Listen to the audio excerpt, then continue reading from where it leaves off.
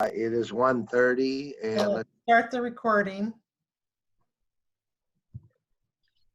We're good, recording. all right, Gary, it's 1:30 and what's on the list? Yes, let's see, what is today? It is May 12th, 2020. All commissioners are present except Commissioner Schrader, who is on her way. Our first policy session is County Code Amendment, County Internal Auditor. We have our County Internal Auditor or Chief Audit Executive, Jodi Cochran, and Brian Nava, the County Treasurer, to present. Go ahead. Good afternoon, Commissioners. Again, for the record, my name is Jodi Cochran. I am the County's Chief Audit Executive. Brian Nava is also here today in support of a recommendation that we have for you. I'm just going to read the action real fast. We are requesting consideration and support of the proposed language establishing the county internal audit function within county code. We are recommending the board facilitate public readings of the proposed amendment and facilitate feedback. So this is actually a follow-up to 3 recommendations that were brought before you a couple weeks ago when internal audit gave its update. And those 3 items were identified as areas for potential continued enhancement of the function and to meet professional standards. The first one was to codify the function within county code. The second was to enhance the oversight committee membership with citizen memberships, community membership. And the third was to update charters to reflect those decisions that the board makes as far as code, as well as update in professional standard language. So today we're bringing before you the amendment to the code that really defines what internal audit, what the office is, what the function is, as well as speaks to the oversight committee composition. It really does just solidify and clarify what the board did in 2015 when you established this position. At the time, you approved the hiring of an internal auditor and you approved the internal audit charter, which has been up to this point the governing document. So again, the code simply takes that, solidifies, clarifies it as far as the oversight role and the scope of authority for the internal audit position, as well as what that composition of that oversight committee is. So if you would like, I can kind of go through the code language, but it truly is a definition of what the function is under the situation that's been operating in, the authority that's been operating in under so far the approved charter from 2015, as well as meets the updated standards that the Institute of Internal Auditors has issued. I just need you to remind me, I forget who was the first auditor. I can't remember. Yeah, you know, I have the pleasure of having his presence and guidance on a daily basis. So Brian Nava was the first appointed internal auditor and has since then been elected as our county treasurer, which is part of that dual reporting role. And one of the reasons that Brian's is here today supporting this is that the internal audit function, in order to maintain its independence and objectivity, really does function under a dual reporting structure. So I report on an administrative day-to-day basis to the elected county treasurer, and I report functionally to that internal audit oversight committee. Currently, that oversight committee has 4 members, and the code language is recommending that we go to a 7-member structure. Okay. That would include community membership. So I am testing something. I now have the hand raising thing. So Paul, you have your hand up. Go ahead. Yeah, so thanks for preparing this, and really appreciate the fact that we're moving forward on this.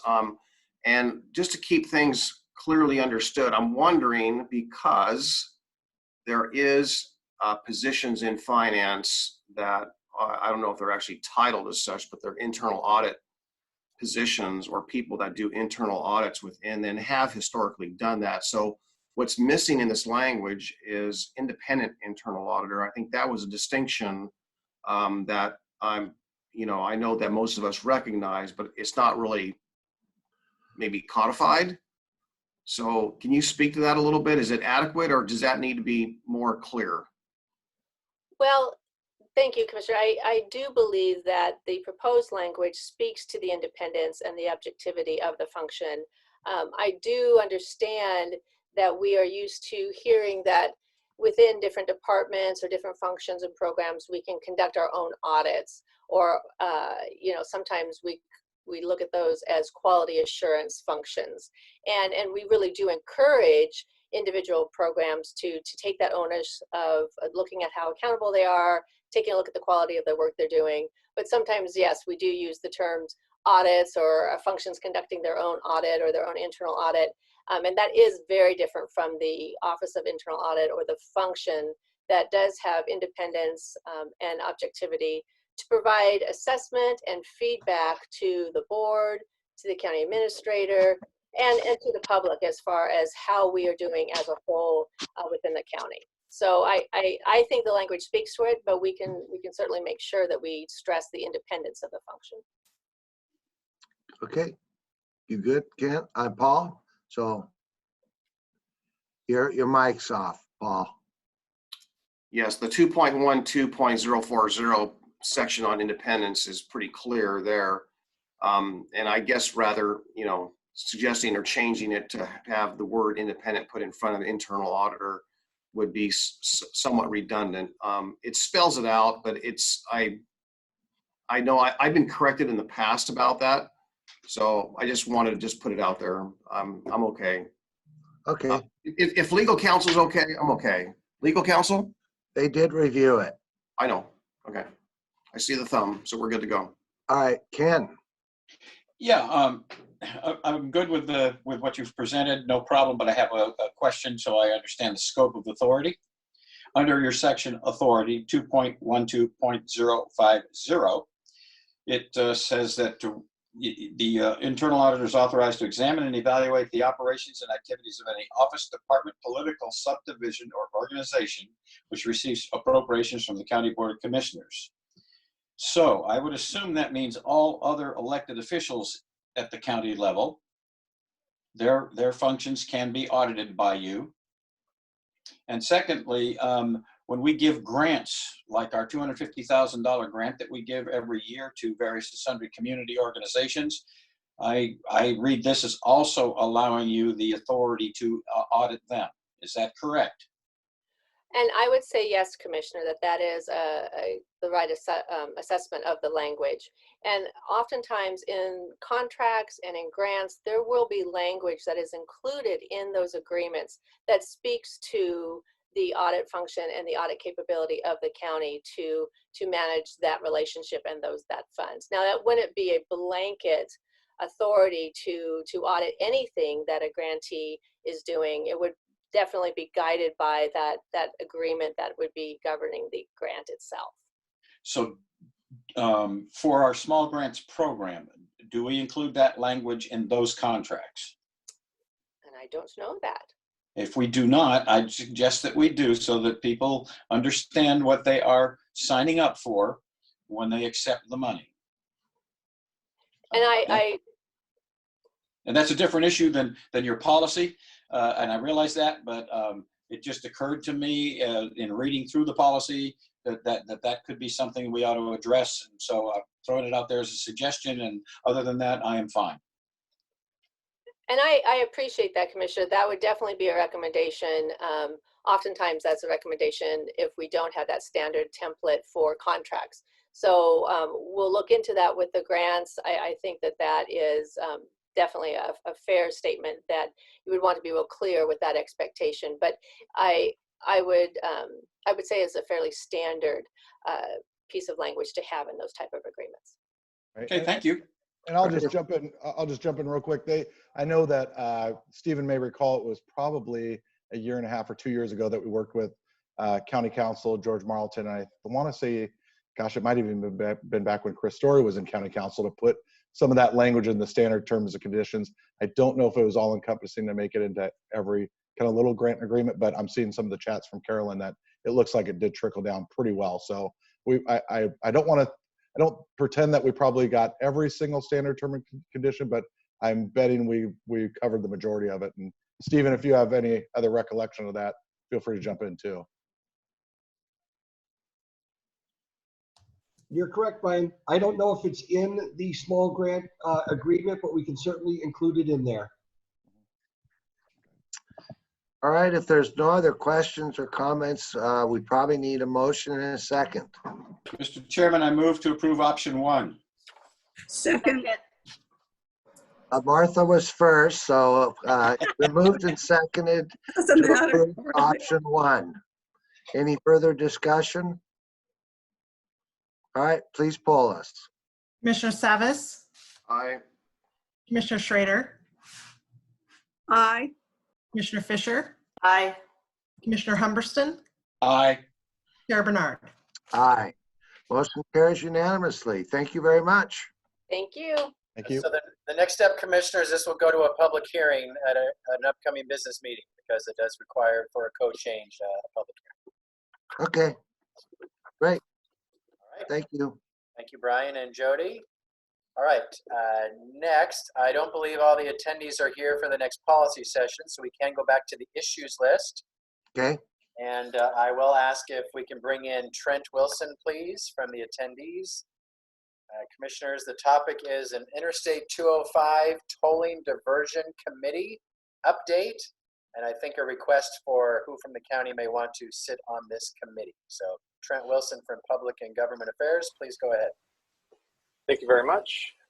Again, my name is Trent Wilson with Public and Government Affairs. I'm here today requesting the BCC choose a representative from the board to sit on a newly forming committee we are calling the I-205 Tolling Diversion Committee.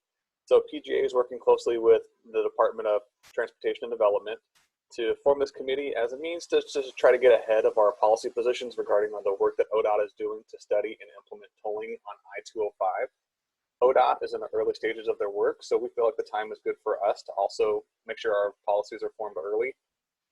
As a starting point, we're keeping this committee small, or we recommend keeping it small, only including the jurisdictions that are immediately adjacent to the project. So that includes Oregon City, West Linn, Gladstone, and of course, Clackamas County.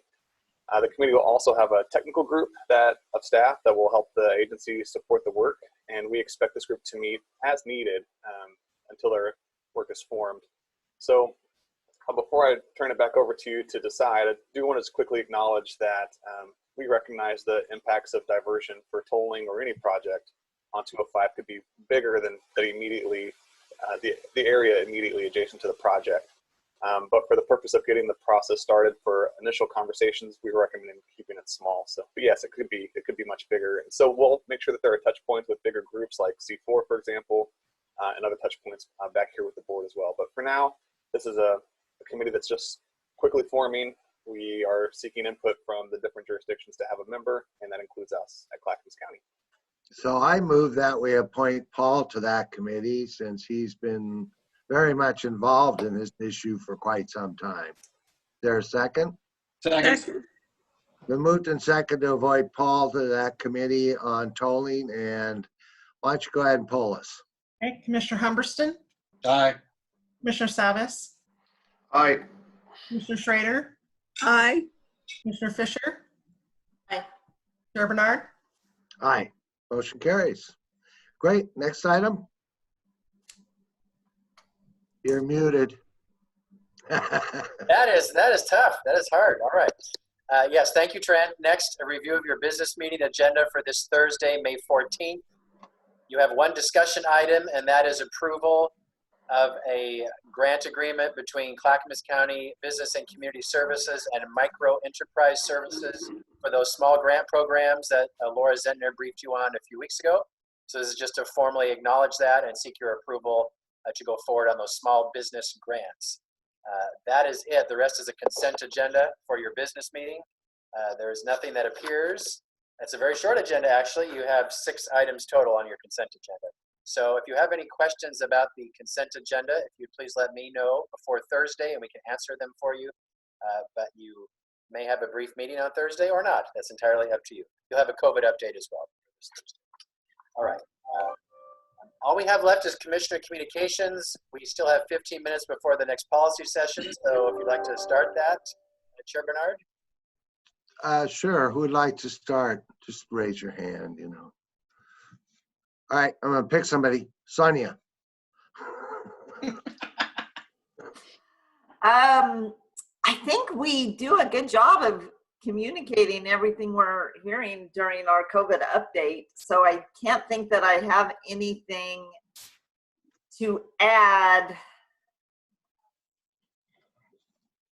Yeah, other than the human services. So I am vice chair of that community through AOC, and we have a call every Monday with the leadership team, and there's a lot of really good discussion that goes on there that helps frame the Friday calls.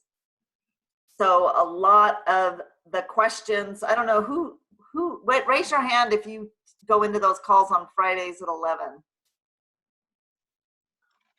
AOC with the Oregon Authority. Sometimes. So Paul's on it. Okay.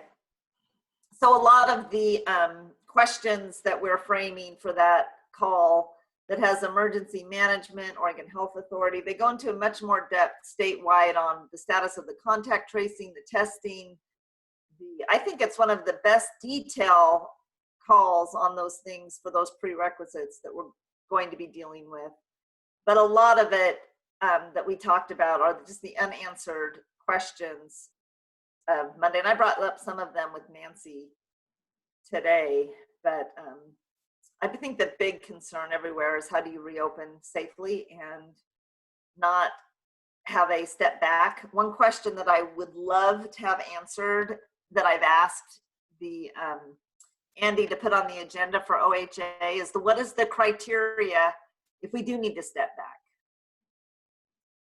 I don't think we know that. Like, how many increased cases? How much hospital capacity do we need left? What are the benchmarks? Because I would really like us to know that going into all of this. So I think that's all I have. There, you hit. Oh yeah, I think that's all I have to say that I haven't already shared. And if anybody has any questions about any of that work, please feel free to ask. Oh, one other thing. I see you have me go first and I hadn't thought about it and put it all together, but you probably saw in the Oregonian and the state getting ready for their cuts. There's a 17% cut that the governor is asking all agencies to go through. They're going through their exercise. I participated in a call yesterday with the behavioral health with Steve Allen about what their list of cuts would look like, and they would be really devastating if they were to occur. But this is just the first part of an exercise, and it's not fun to go through these exercises. As we all know, or I think we know, May 20th is a date for the forecast, and then they're going to look at having a special session, or not special session. Is it a special session? Yeah. Yes. Yeah, special. I want to say short, but special. And then there may be some of those budget cuts implemented, and that will be, we just got to be on it. That's my only suggestion. I know that Chris is working hard keeping up on everything. And we'll probably, Gary, for next week, let's see, after the forecast, I don't know what day of the week that's going to be, but as soon as possible, we'll want to have a briefing on that. The 20th is a Wednesday. It just follows after some other event, election night. So I want to, so are you done? Yeah. All right, I just want to say you guys all should have gotten an email from me about CCBA. We're all invited to join that call, a Zoom call, and on Friday. That'll be after we have, in theory, voted to put an application to the state. So we should have a lot to say. So what time is that? I don't know. Somebody know, Caroline?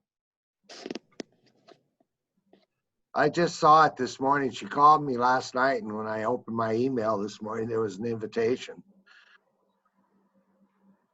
Jim? Yeah. Is that this Friday or the following Friday? Following Friday. Okay, thank you. 22nd. 1:30. I just want. 1:30. Okay. Okay, and who else? Paul, you want to be next? Sure. So, just our conversation last Tuesday with regard to whether it be communications or whether it be being how we deal with this crisis. And I think Sonia had the idea about maybe being having geographic representation, and Gary's idea was, well, we maybe dedicate more time on Tuesdays, and so we left it at more time on Tuesdays, and then we had the governor's announcement, and I would say, you know, not anyone's fault, but somewhat a lot of chaos, it seemed, and we worked through some of that this morning to try to smooth that out. Again, no fault of anyone. It's just a matter of how things come together. But we went, I think that was Thursday. So Thursday after our business meeting. So Thursday, Friday, Saturday, Sunday, Monday, Tuesday, 5 days later, you know, here we are today, and now we're talking. And it seems to me that, you know, not that it's an emergency, but maybe because of the current status of our emergency status, maybe there's an opportunity for a check-in, maybe on Monday, Wednesdays, Fridays. Gary and I spoke about that yesterday, and just kind of, what would you call it yesterday, Gary? I think that was the term, check-ins, like a 30-minute check-in at the end of a day on Monday, Wednesday, Friday, when you have not currently meeting, just to see what's going on, where you're at, any updates you'd like to give to each other. So that all 5 of you as a commission would meet very briefly, just to get a status update of where things are at, and if quick decisions need to be made, you could do that. Yeah, and if there was a time or a block of time that was dedicated to that, that'd be great. And if, for example, there was no need for it, then we could just easily cancel it. There's no need to just unnecessarily get together. But it seems to me that, as I was kind of sharing with you last week and prior, a lot of the other county commissioners are very engaged, as we all are, through this crisis, with a lot of changing information. And it's just a very dynamic and fluid situation. And it seems to me that having an opportunity to touch base on some kind of schedule like that might be beneficial to all of us. I don't know. I'm buried in this every day. We send out notes for everything we do. I feel, I mean, I don't need another meeting, frankly. If somebody feels they're not getting adequate information, I don't know that's a response why we have to meet every week, every night, every day, or 3 days a week when we're doing this every day. What do you guys think? Well, Ken? speaking for myself, I don't feel like I'm not getting sufficient information so far, and I feel like I can contact the office either with Kimberly or with Gary directly, and get an answer if I have a question pretty easily. So I'm comfortable, but I'll leave it at that. Sonia? So I think the notes for the most part have been excellent. I don't know how many times I think I'm a broken record texting or emailing Tracy and saying these notes are so good. Or Caroline, thank you so much for these notes. So for the most part, I feel like we're communicated with pretty well. A few times I didn't understand what was being said, but then I can send an email to Caroline, she gets back.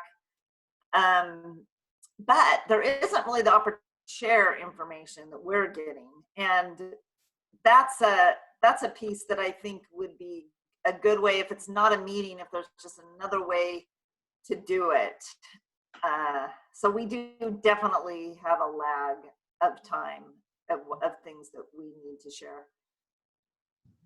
It's kind of a moving target, though, and what we might hear one day is not necessarily true the next. I don't know.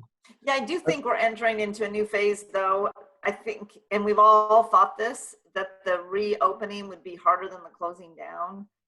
So different things that, you know, if Martha hears of an outbreak at a farm, and how, you know, we have to take some emergency sort of action because it's going to be a big deal, and we don't have them noticed. I don't know. We have to notice meetings if we're going to talk.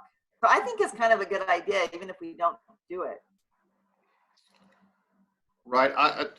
Yeah, I appreciate Sonia's comments. It's not about what we're not getting. It's more about perhaps the benefit of sharing what we have or clarifying issues. And again, if there's no need to have that, some kind of a standing half hour there, and this is temporary, right, to this crisis. But if there's no need, there's no need, right? We just don't do it. But it seems to me that having it somewhat blocked out would be a good idea. I would say it definitely would have helped after the Thursday governor's conference, or yeah, not the conference, but her announcement.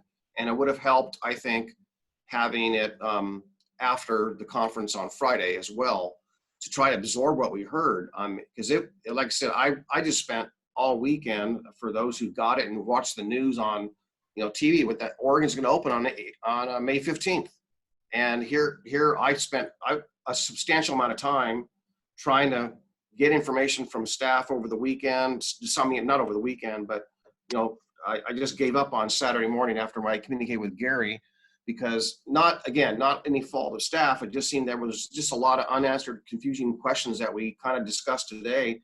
And I'm trying to respond to all that as best I can. I just had a longer weekend, I think, that we would have otherwise, and probably would have just created being able to get in front of some messaging and opportunities to get things updated. For example, on our website, I think we need to have a landing page, or not a landing page, but a page dedicated with all the links that are relevant to businesses, and they have them organized. As we discovered this morning, the information on the state website is scattered everywhere. It's good stuff, but it's not organized. And some of it's Clackamas County specific. We ought to have some kind of an easy place to point people to, hey, at our website here, you can find that. Here's a link.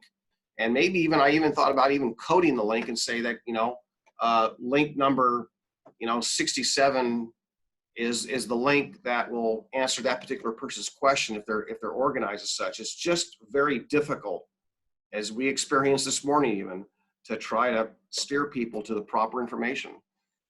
So we're gonna have our dashboard up today or tomorrow, I think. Gary, do you remember? Yeah, this week. This week. So I see Ken and Martha's hands up. Ken, Martha, one of you.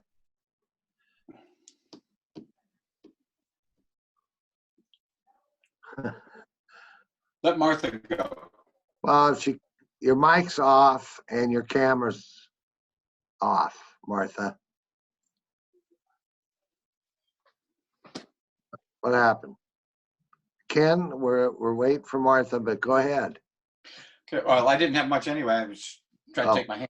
But mostly I've spent the time making sure that the public gets as much information as I can provide them regarding what we're doing and how we're doing it and the timelines under which we're doing it, and explaining the restrictions that we're under as a region, because most people were totally unaware that we were part of a region for emergency operations kinds of events.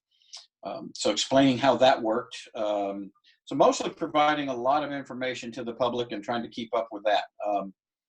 And always qualifying it with, this is what I believe it to be at this particular point in time, and it may change. Because, it's been 100 years since they've had anything like this. And so I think that at the state and federal level, everybody's still kind of struggling to figure out how to do this and do it in the safest way possible. So I'll leave it at that. Martha, you back? Okay. So I was going to suggest a compromise, because I think I sat in on one of the chair's conversations, and I really didn't need to be there. Really, I mean, it gives the chairs a chance to kind of, however, what I would like to suggest, Jim, maybe you could ask the chairs, and we can arrange maybe once a month or every quarter, I don't know, a time to get all of us together in a Zoom meeting from the 3 counties. That might be useful. I mean, it's just a suggestion. I'm okay if we don't do it, but I don't think we need to do it every week, but it might be nice to have everybody at once from Washington and Multnomah and Clackamas, and have the chairs run the meeting and give us all a chance to do what we do. So we've had this discussion before, and we are trying to set one up. Okay, good. Because I for one, I feel overwhelmed just by being on Zoom all day. It's even more exhausting than being in the office, in my opinion, because I've got dogs trying to jump on my lap, and I've got all this other stuff going on. No, seriously, I'm like, oh my God, barking dogs again. But yeah, if you could set something like that up, I think that would just help allay everybody's fears. Because yeah, I mean, there are things that I don't know. And then like, I can't see Deborah or Catherine. And I saw a photo of Catherine the other night. She looked exhausted, and, and it sounds like Deborah, you said, was quiet and is exhausted. It might be nice to get all of us together, and maybe that'll help everybody's morale. I don't know. So just a suggestion. Doesn't have to be done every week. Well, it definitely won't be done every week, and I know we that like we you to can't. do I it know. all, but it has been suggested. Yeah, I'm just trying a way to, make it work ahead. And I don't need to say anything else during commissioner communication. I have a few things, but that can wait. I just wanted to mention that. Okay. Sonia? Oh, I would just be curious what Gary thinks.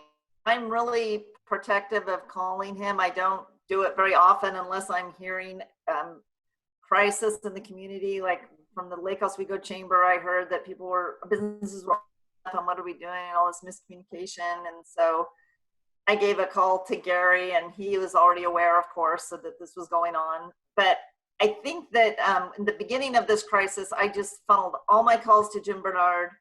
And then I saw every single thing be addressed, either through Martha and him in strategy or through the Tri-County. I got everything. I could just see it. Our homeless challenges were being addressed. We were working on hygiene. We were working on the motel vouchers. We were working on, so I didn't need to over communicate.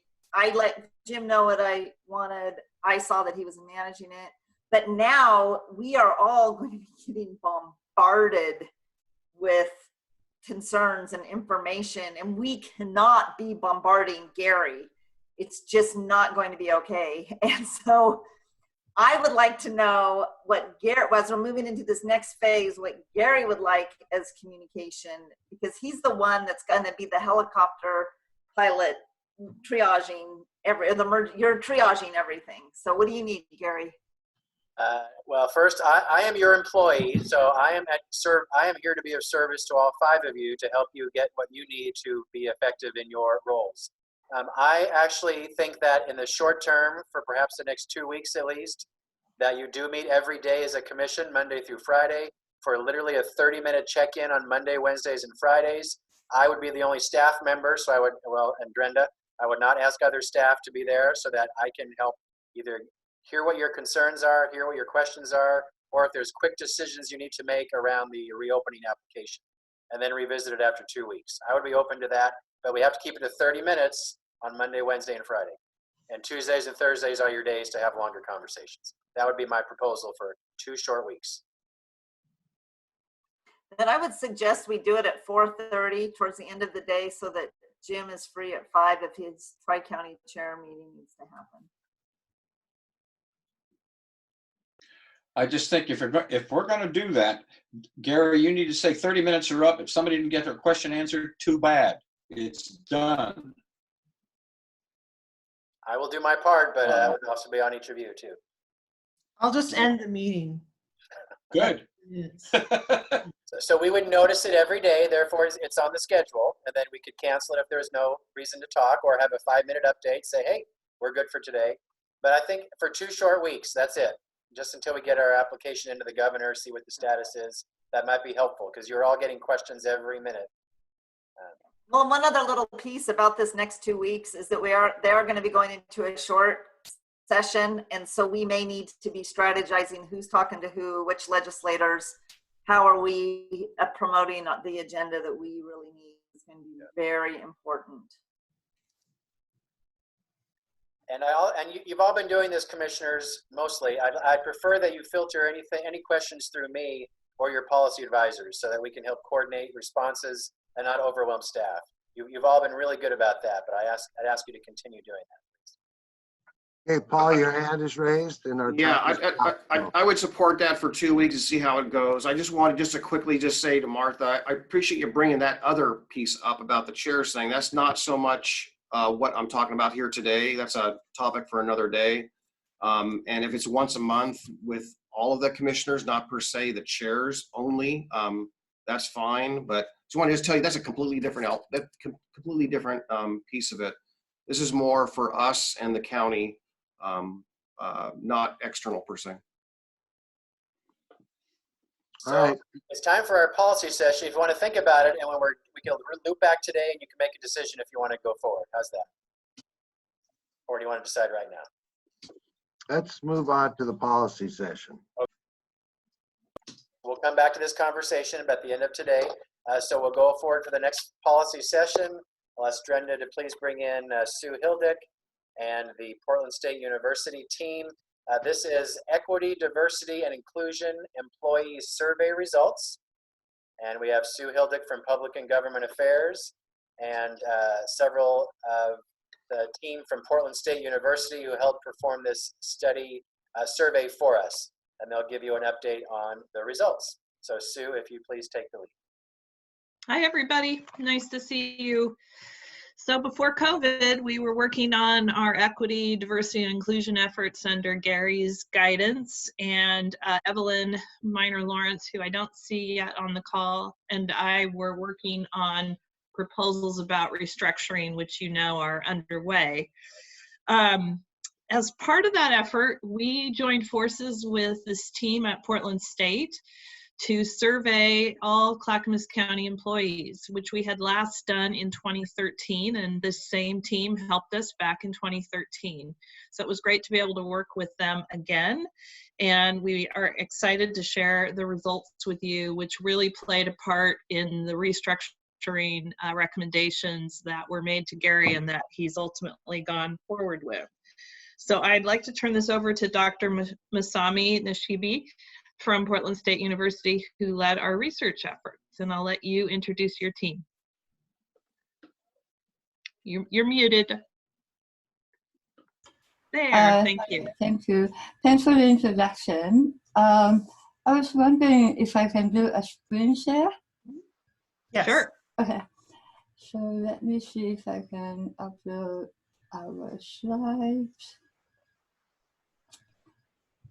Share. Are you seeing the slides? Yes. Yep. Okay, perfect. All right, so once again, thank you so much for giving us the opportunity to present our survey results. My name is Masami Nishisibi.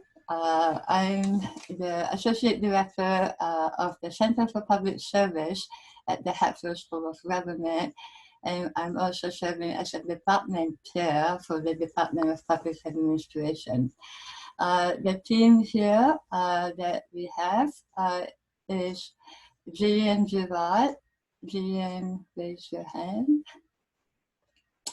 And then she's a PhD candidate at the Hatfield School of Government. Sorry.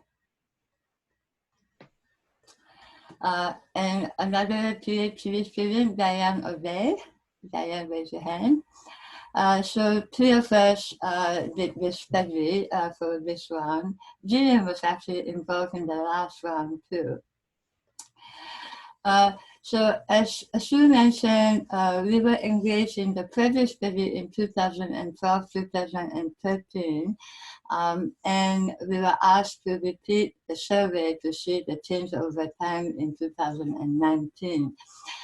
So for this survey and assessment, we followed the 4 roles that was set in our previous survey. So actually, Clackamas County did a study in 2001 And those 4 roles were set at that time for the first study.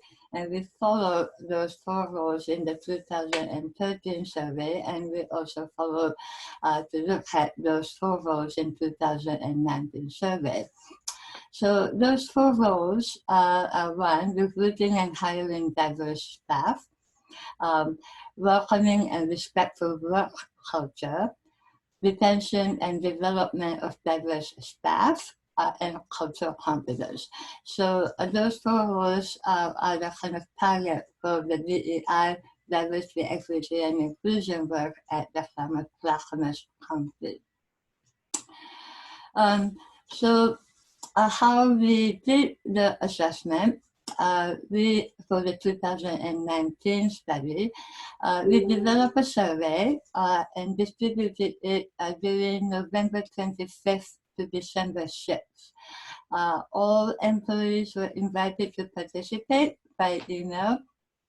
We sent the survey link. And at the end, we received a total of 680 responses.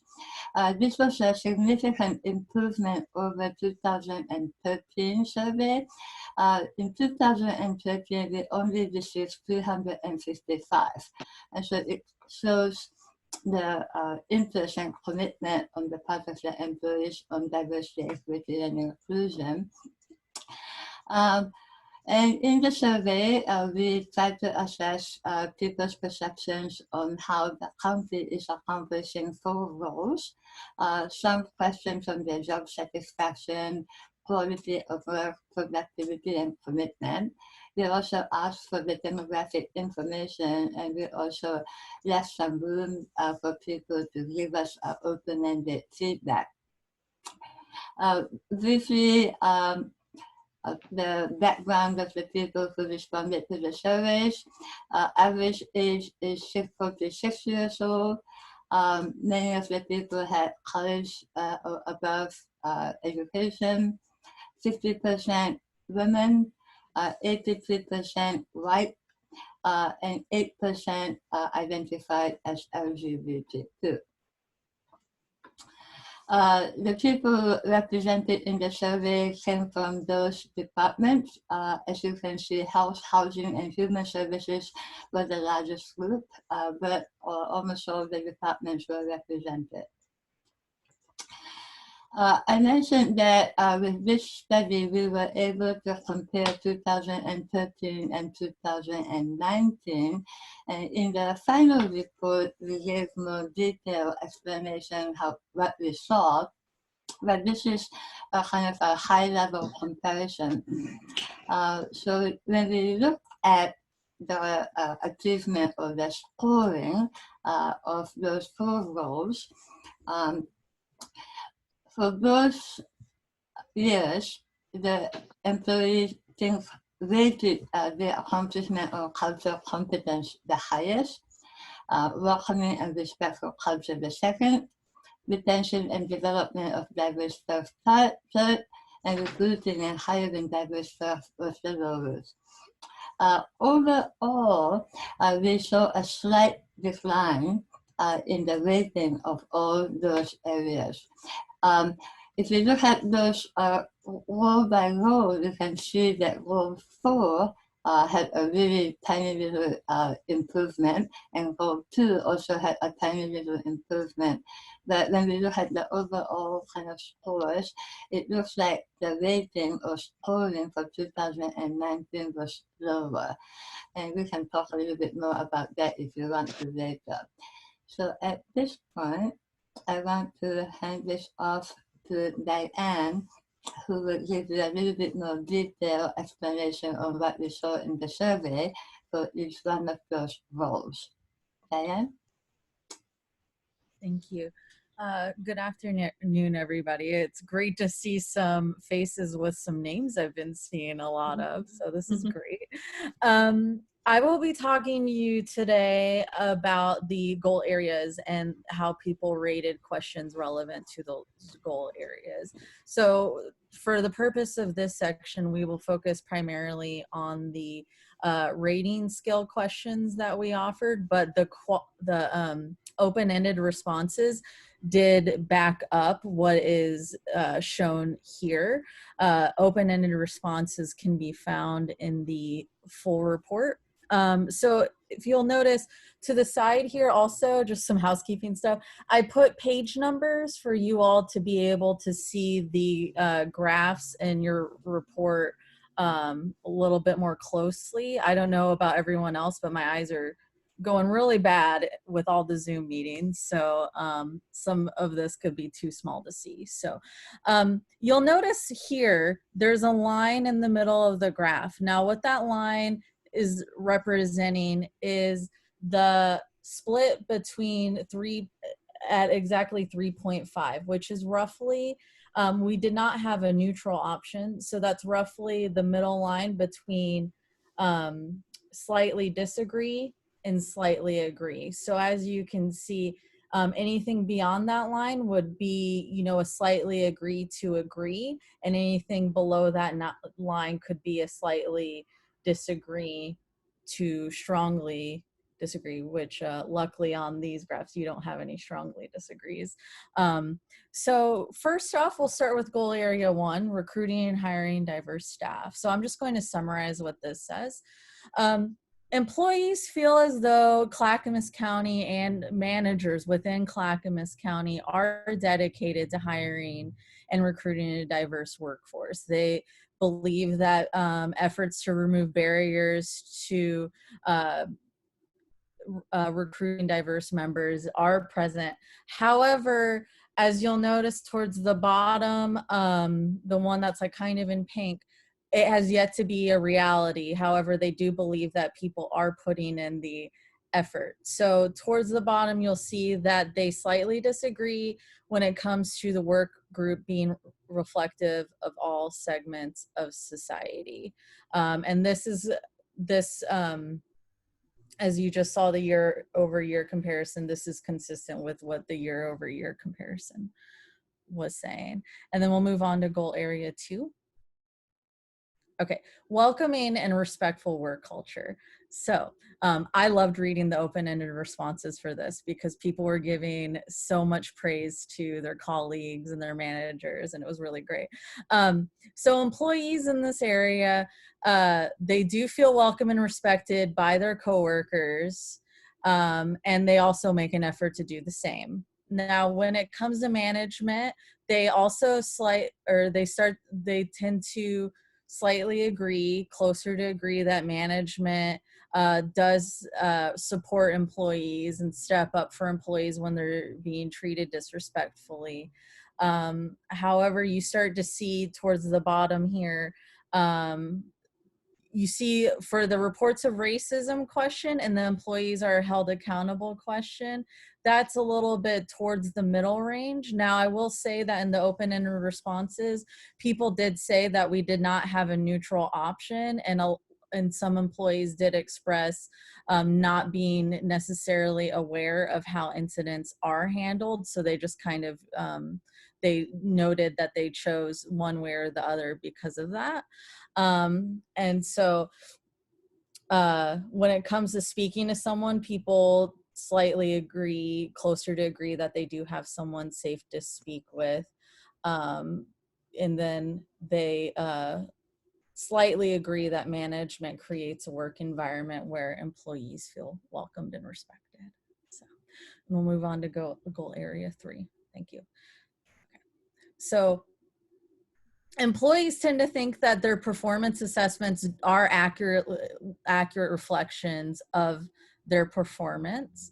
And they do feel as though they do slightly agree that they have opportunities given to them. However, when it comes to retention and development of diverse employees, and when it comes to having a clear vision for retaining and developing diverse employees, you get closer to the slightly disagree, more of the agree side of things. And so what this says here is that people do feel as though they are being assessed accurately, but when it comes to supporting diverse employees, they tend to slightly agree that they are being supported. And goal area 4, please. So this is the one, cultural competence, consistent with the year-over-year data. This had the highest level of responses, so, or the highest ratings of responses. So on the whole, Clackamas County employees believe that they have a basic understanding of equity, diversity, and inclusion concepts. They also bring this work into their work with the community, and they feel as though they can interact appropriately and communicate with various community members. They also feel supported by managers and feel as though management is working with employees of different backgrounds and modeling cultural responsiveness. Now, towards the lower end, which is really just closer to agree, as still, like, just because it's lower doesn't necessarily mean anything. They believe that their coworkers are not oblivious to cultural differences in the workplace. So what you'll notice here is this is asking questions about external relations and internal relations. So you see the external relations, lots of confidence, and then the confidence is still there with internal relations, but that's what the oblivious to in the workplace would mean, is the internal relations. So we also asked employees what they would need in order to engage in more equity, diversity, and inclusion work. And so the next slide says what they need. So this is just, the numbers here are just reporting on how many people clicked each option. So a lot of employees are happy with their current level of engagement. And also, shocker, right? Everyone, a lot of people reported that they would participate if they had more time. Other people would like more training. They'd like to see senior leadership involved in the work, more information. And so this is, just gives you a snapshot of what employees feel as though they would need to continue with EDI work in Clackamas County. Thank you.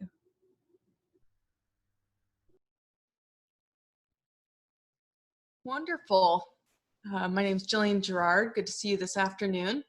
I want to talk a little bit about the recommendations that came out of the research, and we divided our recommendations into short-term and long-term. So short-term were recommendations that seemed to be more along the lines of communication. They didn't require a whole lot of extra resources to be put into place, and that's what we called short-term recommendations. And then the long-term either took long-term planning or additional resources, that type of thing. So starting with the short-term recommendations, our first was to clarify policies and practices for employees.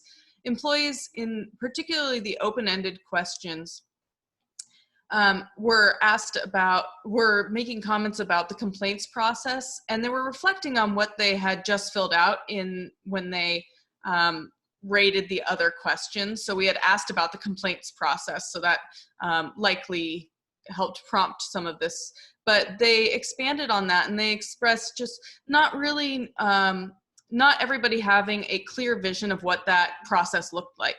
So many employees acknowledged that you wouldn't be able to tell employees the details of a complaint, for example, but just knowing what it would look like to engage in that process, and also questions about how can I talk to somebody about this without bringing up a complaint. So what are some of the other avenues to have maybe more of a peer-to-peer way of processing some of the challenges in the workplace?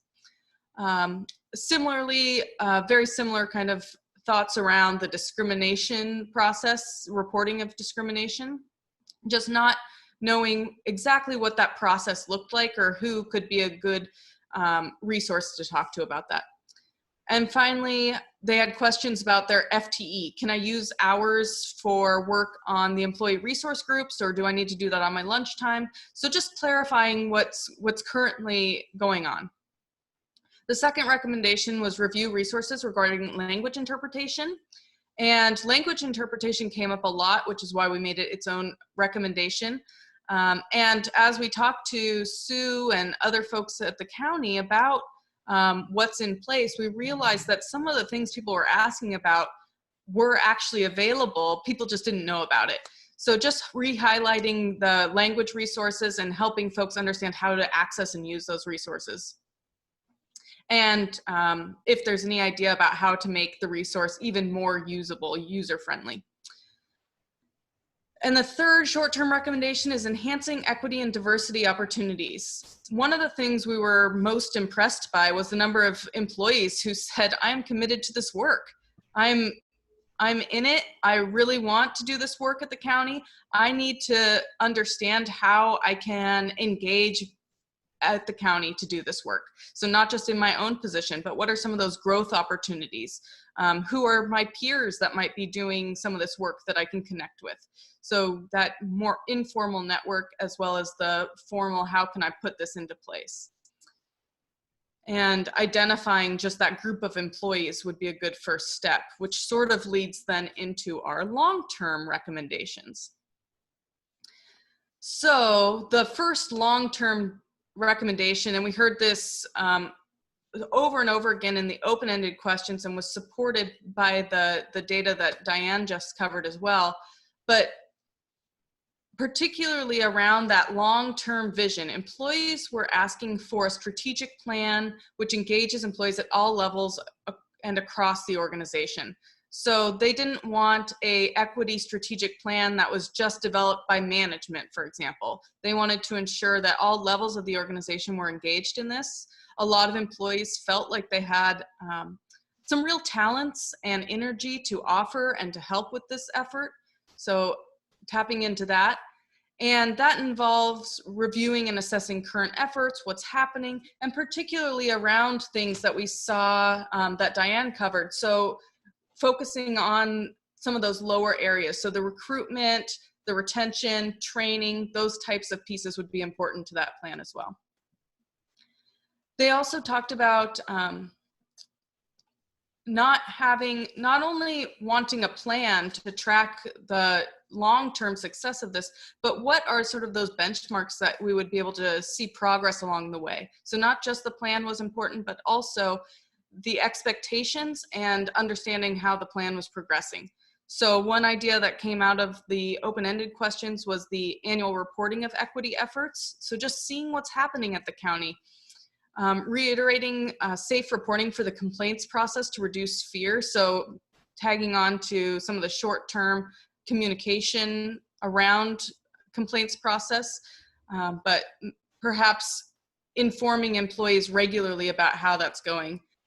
And also confidential sources to discuss concerns and options before filing a formal complaint. Most of what people were talking about was not the big sort of basic 101 items anymore. Employees were ready to move to that next level, and it was the grayer areas, it was the more nuanced, it was the microaggressions, it was those types of things that people wanted to discuss to understand a little bit more before moving anything forward. Our third long-term recommendation is enhancing communication channels. So in the short-term recommendations, you saw that a lot of them had to do with communication. So that also brings up the more long-term plan. How can we ensure those communication channels aren't just a one-time thing, but then are, but continue to be grown? And we heard a lot of a desire for peer-to-peer opportunities to discuss equity, diversity, inclusion work. Not just from top down, but also from top down. So clear communication about what's expected of them in their equity work, but then also a group of peers to talk to about that. And then reviewing options for supporting employees. In particular, the questions that asked about job satisfaction and that type of thing, a lot of people expressed concern about burnout and particularly feeling that that equity has not been incorporated into their job, but is an ask on top of their job. And so that is creating a tension between equity work and what has been dictated as their work tasks outside of equity. and really wanting to see some recognition around that extra, what they're considering extra work that they're doing. And again, they were seeing it as extra, but pushing to incorporate it so it's not seen as extra. And in order to do that, the employees expressed wanting cross-departmental dialogue in order to see what's happening across the county. They're hearing about cool projects in a different department, and they want to know how to leverage those lessons learned in their own work. The last thing I just wanted to highlight is that in this analysis, we relied heavily on averages, and as Masami noted in the beginning of the presentation, it's almost 83% white respondents that responded. So when we're thinking about equity, diversity, inclusion, thinking about those groups that may not be as well represented in this survey. So just because the average is for a particular question might look really high, we're doing really great. Remember that even within those responses, there's quite variation, and we did see differences based on demographic groups in responses. So just the disclaimer that averages can cover up a lot of diverse responses. So just wrapping that up, any questions? I see Paul has one. Yes, thank you for the presentation. Overall, just wondering how you think what you saw from our survey, how we might stack up with other organizations external to Clackamas County. I can take that. It is hard to give you a definitive answer because we haven't administered a similar survey to other organizations and did a comparative analysis. So if you get a chance to do that, maybe I can give you some more answers. But the general sense that we got from analyzing the survey and also looking at some of the feedback, we were noticing that in the Clackamas County, there are a group of very dedicated and committed employees who really want to do a good job in promoting diversity, equity, and inclusion at the county. So qualitatively, it is different from some other units that I have had experience with because some organizations do not have that kind of committed subgroups. So that's a positive aspect. Probably in comparison to other organizations, I don't know whether it's high or low or whatever, but some of the things that we noticed was that there is a strong kind of desire wanting to see more structured policies in employee development, retention, and hiring. Yeah, the only thing I wanted to add to that was just, I know that other jurisdictions, given the history of this geographic location, recruiting diverse talent, particularly from a racial diversity perspective, is challenged. That's a challenge certainly other jurisdictions are dealing with as well. All right, we have Ken, and then we need to move on to the next issue. Ken?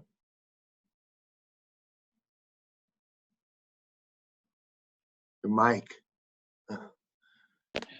Thank you, Jim. A couple of things that might be helpful.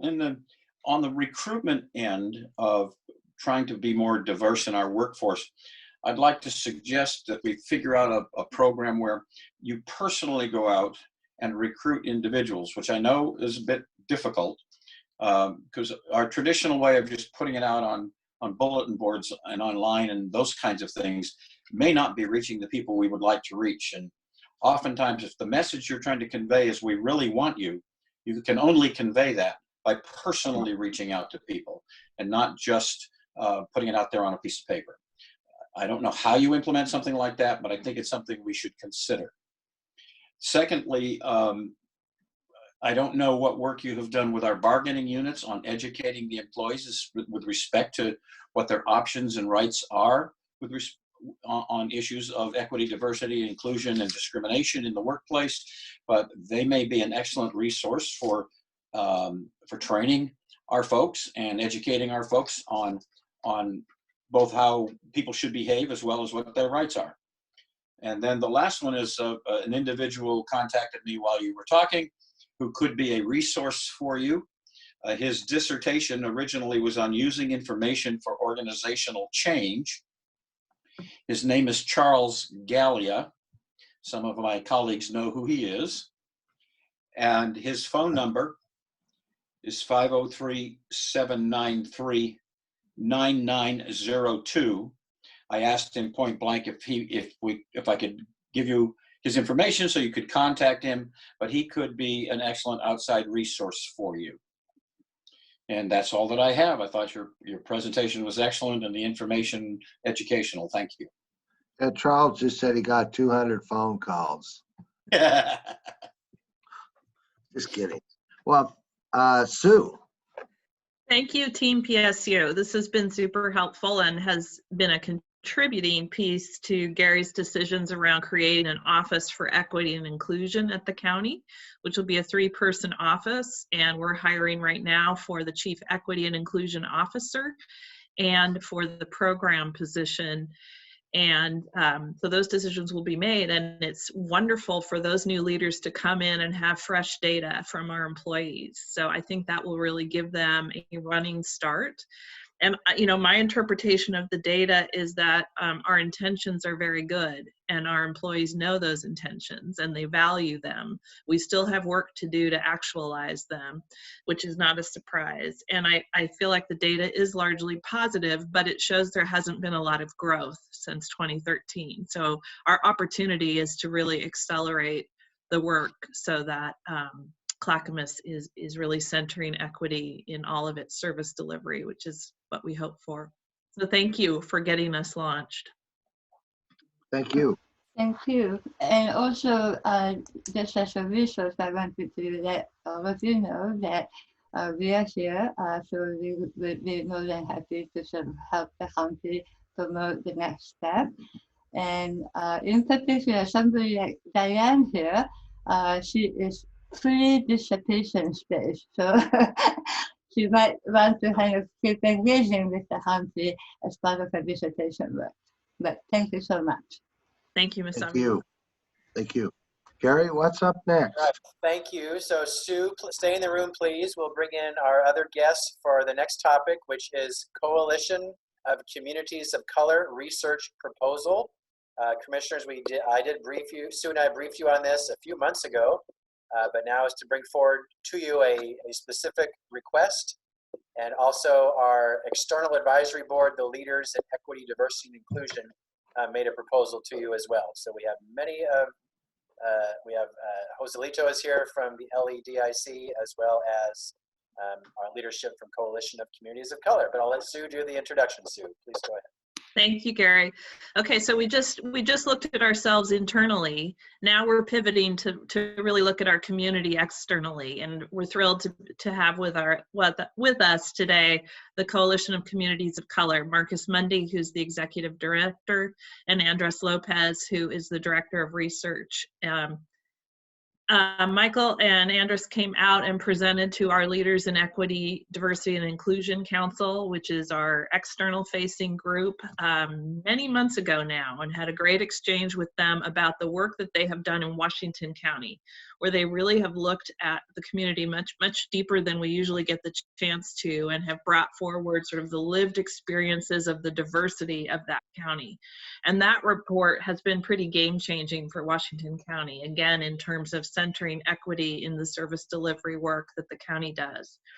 So that started us down a road of conversation between the LEDIC leaders, Gary and his intentions for the county, and the CCC. And we wanted to invite them to come and share with you today the first step in doing a similar study in Clackamas County, with the goal being to really get to know the community much deeper than we normally do. And I do want to say, just as we start, that As devastating as COVID-19 is for all of us, it is even more so for the communities of color. And it's hard to see that and see their stories. And I know the CCC is trying to figure out a way to sort of inform the dialogue with those experiences too. So we thank you guys for that work. So Marcus, I'll turn it over to you. All right, thank you, Sue. Thank you, commissioners and Clackamas County team for having us here today. Jim and Sonia, and I've met Commissioner Schrader, but I have not met the other two gentlemen. But again, it's a pleasure to be here with you today. I'll try to be brief because most of what you want to hear will come from my research director, Andres. So thanks for having us. Thanks for your support of Metro 26210. You know, that's a little commercial there, but that's been a lot of work. So I hope that comes through. Kudos on hiring the equity team. One thing I wanted to say about that is that I hope that you're including community input and even members of your LEDIC council as part of the conversation and interview process, because the best process will be opened up to the community so they can contribute to some of the good decisions that you're making out there. And the Coalition of Communities of Color. I think most of you know us, but we're a 19-member, culturally specific, nonprofit-based organization that works with other nonprofits who do social services and work programming and jobs and all sorts of services, mainly in Washington and Multnomah counties, but we're starting to dabble in Clackamas County a little bit. That's why we were so excited to talk to your LEDIC group. But that's a little bit about us, and I'll be happy to share information about that later. And the biggest thing I want to say is just thanks for entertaining this proposal. As Sue said, yes, we did it recently. We completed it in 2018 in Washington County. Several years before that, we had done one for Multnomah County. So to be able to do a kind of research project would close the Tri-County area, undergird the information that we have from all regions, because really we are the metro region. I think it's important that we look at it holistically. So I'm anxious to let Andres talk to you about what that might look like and how it would benefit Clackamas. That's about it. You've heard enough from me. I want to get into the meat and potatoes of this, so I'll pass it over to Andres. Thank you, Marcus. Hello, commissioners. Happy to be here with you today. I just wanted to begin talking a little bit about what Sue introduced about thinking of COVID-19, since all of our sort of headspace is in that area right now, and really thinking about how important it has been to center communities of color, since we are those who are disproportionately affected. Even looking at the Clackamas County numbers, I see that 18% of the non-white residents make up 23% of infections there in Clackamas County, and that's with 10% missing data. So 46 more folks, that makes the proportionality even bigger if those are people of color. So this is a really important time to be centering diversity and equity and deferring to communities of color. So thank you for this opportunity to talk with you all. I just want to, what Sue had asked me was to talk a little bit about what we did in Washington County and sort of where they're at now and how that might benefit Clackamas County. So I'll go through that pretty quickly, just because I want to leave some time for questions if y'all have any of those afterwards. So I just wanted to share with you some words from Commissioner Dick Scouten over at Washington County. He said the Coalition of Communities of Color Leading with Race Research Project was a seminal and transformative collaboration between Washington County, its cities, and the coalition. The resultant Leading with Race report has provided our Board of Commissioners with compelling data that's enabled us to make decisions and adopt policies that better serve our diverse constituency. Dick has been a big advocate of our work there, and so we appreciate that, and he wanted to share that information with you all. So just really briefly, I don't know how much you all are familiar with the report itself, but what the Leading with Race report provided Washington County was essentially 8 community narratives that with data that really explain some of the major concerns, feelings, needs of different communities of color within Washington County. It also provided 4 jurisdictional profiles with data snapshots of those 8 communities, because race is experienced and felt different across jurisdictions. And so it's important to think about what that will look like, especially with Clackamas County being covering everything from wild to urban, right? So many different experiences there. And then it also left with a call of action. So a detailed plan in which the county can respond to some of the needs that community members were saying. I just want to share briefly some of the findings that came out of that, an overview of that, I should say. One of the big ones was history, was communities of color really saying, we've always been here in Washington County. This isn't a new thing that people of color live here. And there's long histories with that. And that history is important to acknowledge for people to understand that people have been here forever, right? And that this is not a new thing. I think a lot of times we paint diversity as, oh, this is changing and white folks are the ones that were always here first. And that's not always the story. So it's really important that we document that history and people really feel like they're seen and heard and their histories are documented. So that was really powerful. Another one was really sort of outlining the type of racism that people felt, the racism they experienced with institutions and certain practices in their cities, and also the resilience and resistance to that racism. So that combination is really powerful, right? So it's not just, oh, these things are horrible and they're really hard for us. It's these things are horrible and they're really hard, and look at what we've done to survive them, to thrive through them in ways in which the county should be helping us. And the city should be providing some support, right? It shouldn't lay, the burden should not just be on us. So the report really sort of provided that context. It also showed that communities of colors have expertise. They know about their lived experience. They know about their potential. They know what they need. They have solutions. They have expertise in how to deal with things. And so the report really sort of highlighted that, which really creates this invitation for the county and communities of color to start partnering together and finding solutions. And not just for communities of color, but for the county at large. As you see from your survey results, I mean, this is something that everybody wants more of. So that's really important. Some examples of how Washington County benefited from this work. They did develop a new DEI office. They're now really intentional about working to call out and address racism that exists across sectors and to collaborate. I mean, I think that's one of the most impressive things is seeing all the cities collaborating together. As one of the survey respondents said earlier, you know, it'd be great to know what other folks are doing and how we can best do that. I mean, I think our report really provided that information and on what strategies folks can align on. Community engaged resolution, right? They passed this resolution. And one of the things that Commissioner Stoughton said was said that it was the most organized effort to get a resolution passed that I have ever seen, right? So communities are hungry for this opportunity. They want to show up. They want to be engaged civically. And I think our work there really helped that. It also really provided this understanding of communities of color that I don't think the county really had an understanding, specifically around employment, income, education, housing, right? These really specific areas where they really needed more insight as to how they could provide better support for their residents. And then also, I think too, more than anything, it shows care. It really showed, the county has showed people of color that they matter, that their lives matter, that their presence there matters, and that there is a direct partnership that the county is willing to engage with communities of color, which is not thing that most people of color feel from government agencies and entities, you know. So that project really extended that invitation to connect and grow together. So that was really powerful. Marcus, did you want to mention something about the Small Business Emergency Fund? Sure. It's just that, you know, I was seeking examples of how they put in place equity. And so just even at the advent of COVID, when this happened, a lot of counties, and I'm sure you were one, were turning around and trying to uplift small business and make some funds available to small employers. Well, they did so, but they used their newly created equity lens. They reached out to smaller businesses, immigrant businesses, and got them on board early so people understood the forms, understood the process.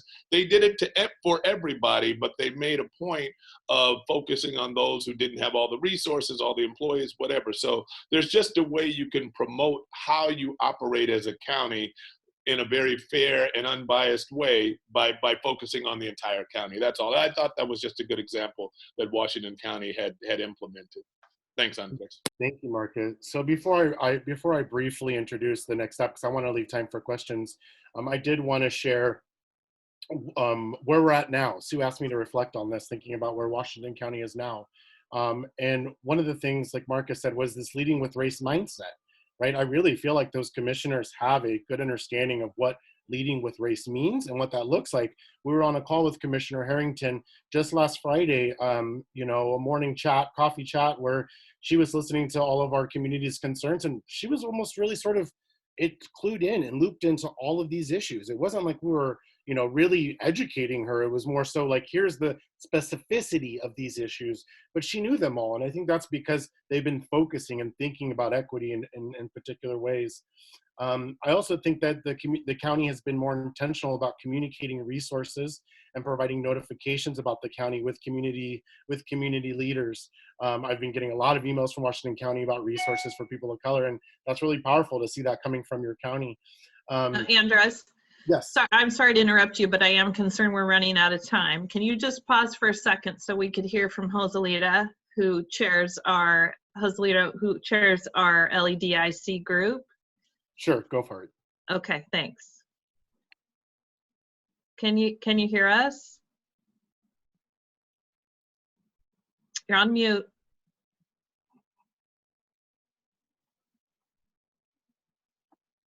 Okay, Rod. Can Drenda unmute him, please? Drenda, can you unmute him?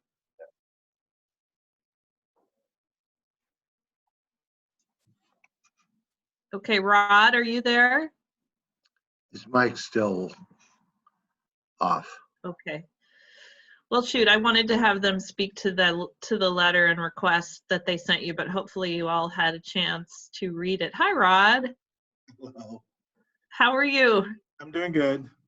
Joselita we're not able to communicate with him at the moment. So do you want to just say a few words about the LEDIC discussion and or recommendation?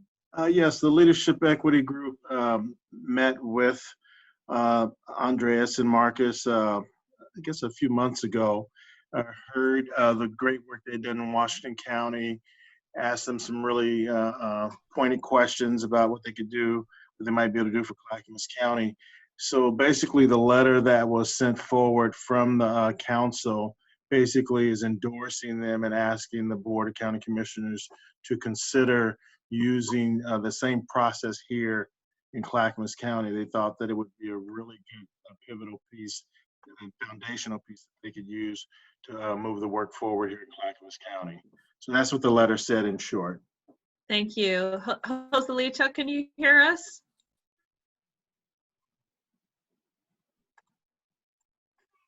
Okay. We can't hear you, but we will keep going. So Andres, just in summary, this proposal would be to start the work in Clackamas County, which starts with a pretty deep environmental scan and would take us the next 6 months, as I understand it, to really do that scan and start to build the partnerships. When Washington County did this work, they didn't fund it all themselves. They made a contribution, and then they built a collaborative sort of steering committee of their cities, their school districts, their county-wide organizations, if you will, and everybody participated because everybody can use the data in the services they're providing. So that would be the same path for Clackamas. We would make this initial investment to get things rolling, but we really wouldn't want to do this work without building that coalition in the next fiscal year. So that's the plan, and let you say a couple words, but I do want to leave time for questions, and I know we're running out of it. Thank you, Sue. No problem. Final thoughts. Essentially, the environmental scan allows us to start building these relationships so that we can have community voices at the center of what we do. Sometimes that's connecting with a church group of Somalian refugees that live in that area. It's not something you can just Google. You have to build relationships and start connecting with folks and doing outreach. And it takes a great amount of time and energy. So that's what this scan is, would be to provide us this really strong base and foundation in which we can build a really powerful report on. So thank you. I look forward to your questions. Martha? Yeah, thank you for this. I really wholly support this operation and effort. Years ago in the 80s and 90s, I ran a farm. I was extremely involved in farm worker housing, which was a huge issue we were facing with helping our Hispanic population get their appropriate paperwork and making sure they got the paperwork signed and pulled together so they could become citizens. I also worked with our education system and wrote a number of grants, making sure our local library in Canby had bilingual. Okay, bilingual materials to work with. That back then, those were firsts. As I look now with the most recent information I was able to get from our statisticalatlas.com, the two largest people of color groups are Hispanic and Asian. So the current numbers, and this is the most recent I could get, is 8.86 Hispanic, 4.57% Asian. I have a Korean son as well, so I know how that goes. When you look at where the folks are living right now, 4.5% Hispanic Asian population, but 18.38% of our American Asian population is living in Happy Valley, which tends to have the highest per capita income in the area. The only city within the urban metro boundary that seems to have a larger population out of the 8.86 Hispanic group is Wilsonville at 11.29%. Mount Hood is listed at 3.4, Estacada 4.51, Malala 10.92, Colton I think is 3.0%, Malino is 5.11%, Canby is the biggest at 18.64%, Northwest Clackamas is 7.3%, Yoder is unincorporated 3.22%, and Sandy is 9.67%. So most of the, according to this, and this is some of the information I would like to really see you dive into, looking at this, the majority of the Hispanic population seems to be living in the smaller rural cities and in the unincorporated areas.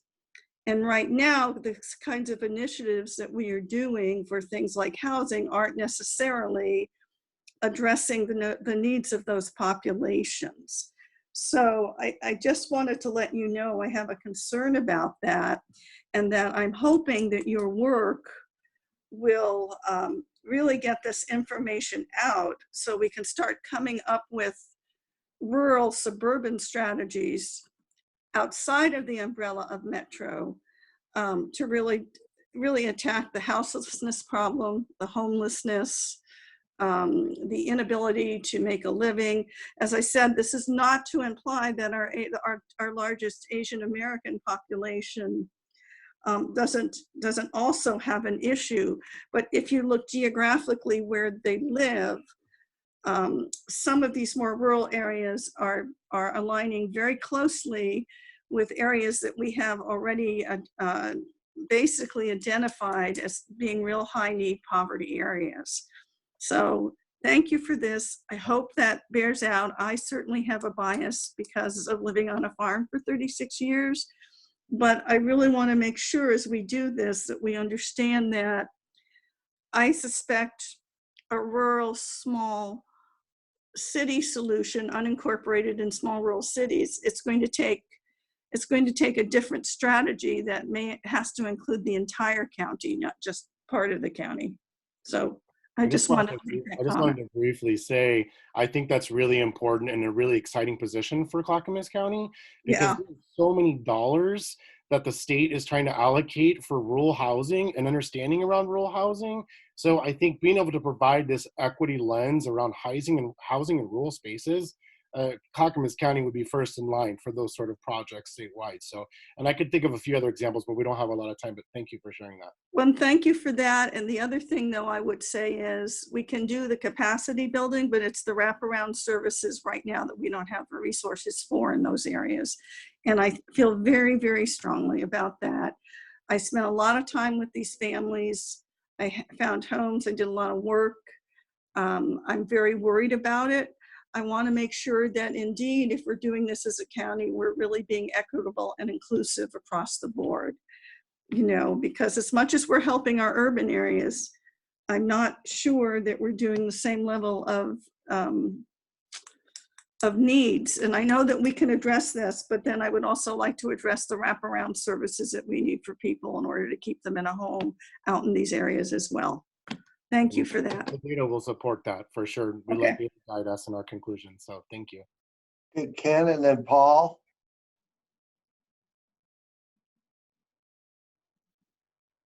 Ken? You're muted. Yep, again, got me. Appreciate the work that went into this, and in seeing what was done in our neighboring counties. I think it's about time we did this. What I particularly liked was that you included the cities, school districts, and whatnot. That this is not just a county narrow initiative, but rather really looking at the community as a whole. And I don't think we can do this effectively for Clackamas County as a huge unit without including cities and school districts. And in fact, oftentimes they're going to have a more intersection, if you will, with the populations that we're trying to deal with than even the county does. So having that on there, I think, was a critical component in my mind. Whenever the board is, or whenever the chair is prepared to accept a motion, I'm prepared to make one. Paul, and then Sonia. Yeah, thank you for great presentation. This is kind of exciting. I kind of, what Ken was saying to some degree, I wanted to add, and I just kind of get a sense of what level of participation from other jurisdictions you're hoping to get or targeting to get. I would add to the district levels also whether it's the water districts and fire district boards and so forth, any kind of connection into the communities, especially those that are not very well represented on the remote parts of the county and the rural areas. So is there a threshold of participation you want to see achieved? Well, we would love to see 100%, but you know, we're realistic. But no, to your point, Commissioner, we had involvement from big cities like Beaverton, rich cities like Tualatin, Tigard, and poorer, less affluent areas like Hillsborough and Forest Grove and Cornelius. When we did this Washington County study, we had TV, fire, and water. We had clean water services out there in Washington County. We had the educational districts. Not every educational district in every city participated, not every water district, but we had a good representation of different water districts, different educational, and they had sometimes the cities would assign people from their government to work with us. Sometimes their LEDIC equivalent groups, there's a civic leaders group out in Washington County, kind of comparable to your leaders in Equity, Diversity, and Inclusion Council. And so they, a lot of those volunteered with us. We had volunteers and people from governments from every stripe, from the big cities and the small cities. And so it's gonna look different in each county, and each one of you have connections to each one of these cities and these districts. So some of it, the county commissioners put the squeeze on, and others, came out of the woodwork. But either way, we had a pretty broad brush of participation. And I did add at the end of my long statement there that the foundations helped too. So we had funding from both foundations, Metro kicked in a little bit. So it was pretty broad, and I would urge you to seek that same kind of broad representation again. Yeah, I thank you for that. I only say that because the county is half rural and it's half urban, and of each of those halves, it's half incorporated, half unincorporated, unlike the other neighboring counties. So we have a huge population that might only be served by districts to some degree, whereas so it is we have a different mix here. But just you answered my question, so thank you. And Jim Bernard has told me a whole lot about your county, so we would make special outreach to those districts and those areas that weren't in the normal. Round up the usual suspects. So. Thanks, Sonia, and then we need to finish up. Thank you. I just wanted to say I really support this. I'm very happy it came from our local council. I think that's great that our folks in Clackamas County are saying we really need to do this, and the work that has been done to show us how we're operating internally is so incredibly valuable. I had a recent conversation with Rich Swift about our overall issues, and one of the compelling things that he left me with was, if we're going to deal with this virus, we have got to look at the disparities and look at where these are it's more highly impactful for communities of color. So I wish we would have been at this, a lot for a much longer time, but there's no time like the present, and we just got to dig in, and we've got to lead with this, and we will see equity that will give us fruits for this labor that will be very, very beneficial to everyone in our community. All right. Well, thank you very much for your presentation. Great job. Appreciate it. Thanks. Gary, what's up next? Thanks, Mr. Chairman. Sue. I think that Commissioner Humbertson was going to make a motion. Oh, okay. Thanks. Yes, I think we need to do that for Gary's ability to move forward. So I move to approve option 1. Second. It's been moved and second that we approve option 1. Any further discussion? Brenda, please poll us. Commissioner Fisher? Aye. Commissioner Schrader? Aye. Commissioner Humberston? Aye. Commissioner Savas? Aye. Chair Bernard? Aye. Motion carries unanimously. Thank you. Thank you, commissioners. Thank you, Sue, Hildick, and Marcus, and team, and our LEDIC, and everyone who's played a part in helping make this happen. When our new employees in the Office of Equity and Inclusion are hired, they will kind of move this forward, although Sue and PGA will do that in the short term for right now. So thank you for that, commissioners. All right, returning back to completing issues for the day. We still have to finish commissioner communications. I don't think you've all finished that. And then finally the question, will you have meetings Monday, Wednesday, and Friday, quick check-in meetings, and to make a decision on that. So perhaps if you want to finish your commissioner communications first. Anybody else? Nope. I'm good. Okay. So then the question, do you want to meet Monday, Wednesday, and Friday? I propose it's 30 minutes, and I will hold you to that, commissioners, although that's up to you, really. It's sort of quick check-ins beyond what you're already getting, and if there's any quick decision points you need to make, and I'm going to say it'll be me only, so I'm not going to invite Nancy or the other staff because they're busy doing their thing. So it's my chance to give you quick updates or to hear what's on your mind for longer conversations on Tuesdays and Thursdays. So we could do this at the end of the day for 30 minutes only.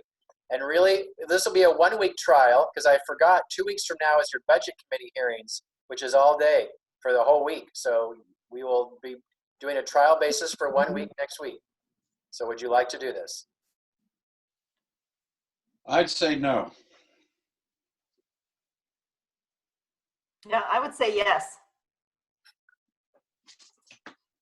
I would say I would say yes, but I would just change it a little bit, Gary, and say I'd rather see the time blocked out and the verbiage being as needed. I mean, if it's not necessary, I don't want everyone to think that it is going to happen no matter what.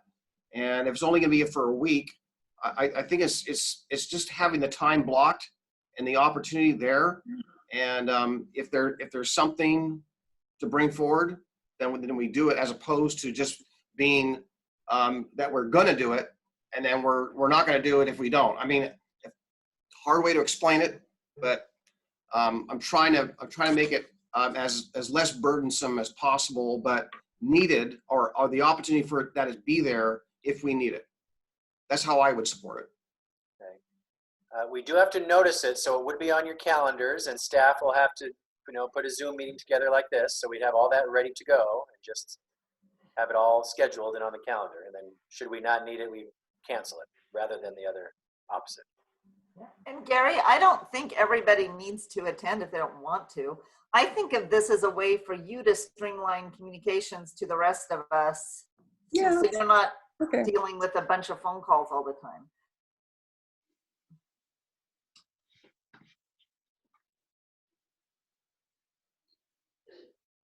So I've heard one yes and one no. Yep, Dan's going to weigh in. So I okay. may or may not participate. Frankly, I'm burned out on having calls every day. I mean, I have to get off my tractor, run in, take a call, go to another meeting. I'm not going to be participating. I don't need this. More of this. So have a time set, and if people want to participate, call in. Yeah, it just count. I think there's 3 yeses, Gary. If you count me as a yes, and I don't think that if Jim's obviously fully up to speed because he's so connected and he's sharing, that's great. Martha could share it as vice chair if needed. And if I have something of dire thing, I'll come on. But other than that, you know. So Martha, was that a yes for you then?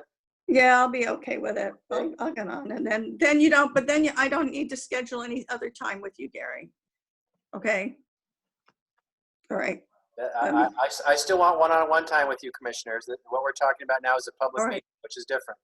Okay. So 4 o'clock, Monday, Wednesday, Fridays.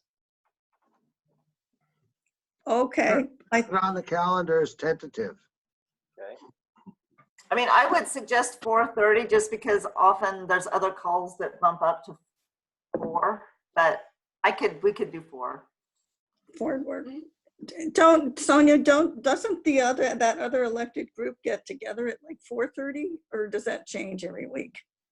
No, the Rachel Prusak group gets together, I think 5:10. 5:10, okay. All right, 4:30 p.m. next Monday, Wednesday, and Friday. All right. Put it on your calendars. We'll try it and see how it works. But not this week. Oh, we can't do it because we can't notice it. Haven't noticed it. Yeah, got it. Thank you. Okay, very good. We'll try it. Thank you, commissioners. That's all we have for issues, Chair, unless you have anything else. Oh, I'm good. Okay, we're done for the day then. All right. Thank you. Thank you.